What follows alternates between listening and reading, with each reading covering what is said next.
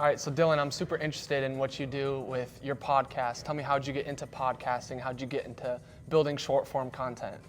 Yeah, I mean, podcasting for me was something that I used to not care about at all. Like, I just thought it was stupid. I didn't ever listen to podcasts or anything like that. But then I was on a podcast with some people that I know. They had me on like a jump training podcast, and I talked about my journey and stuff.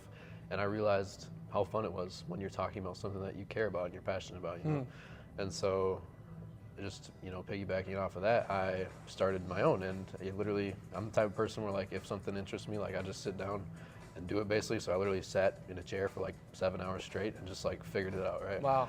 And so, yeah, I'm really into dunking, obviously. That's like my thing. And so I figured, why not like learn about all these other dunkers? I already love talking to them like on the phone and stuff. Why not record those conversations and turn them into content that lives on YouTube and Spotify and all this? And then obviously met Dennis in January, and he kind of showed me that it doesn't even just have to be videos, right? You can repurpose it in different ways. So I was repurposing it into short form content already, just like taking my favorite parts, and that was made easier with the AI tools, but then repurposing it into articles as well, because one big thing that a lot of social media people, content creators do very badly is they only create content on Instagram, TikTok, YouTube, stuff like that. And so taking that and turning it into articles using, once again, AI tools, was helping not only me become more Googleable, getting my personal brand more out there, but it's also helping a lot of my friends as well, because again, that's a weak point for a lot of them. So yeah. So Dylan, I know a lot of people, they get turned off when they hear the word article or they feel like I have to just write this insane resume and over-explain, and I was never good at writing in high school. So how have you gotten past that hump, and how have you used AI tools to help with that? Yeah, so like we were listening to in the conferences or the talks earlier, you don't necessarily need to, sit down and just like type for hours straight. In fact, you can be more effective by just repurposing the things we've already done. And so like we're having this conversation right now. What I could do is put this on YouTube, which I will actually likely do this, put this on YouTube, and then take the transcript, or there's other transcript extracting tools, whatever, but take that, put it on YouTube, take the transcript, and then repurpose it.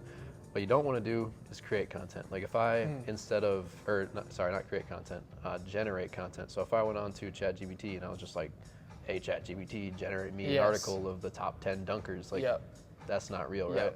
But because we are sitting here having this real conversation at this real event, in this real place, you can take that and build like real authority. And then we're building this connection, which can be seen on Google, and it helps both of us. So, Got you. Yeah. So you found that the ability to use the digital world to only amplify the real world. So the real world and our real connections have always been the foundation, but you found that by using the digital workplace and the digital world, that you've been able to actually merge the two.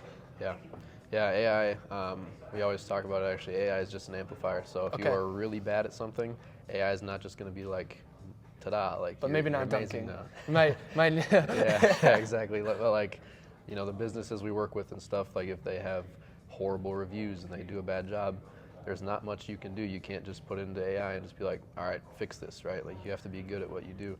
And so once again, AI only amplifies what you're already doing, what you've already done.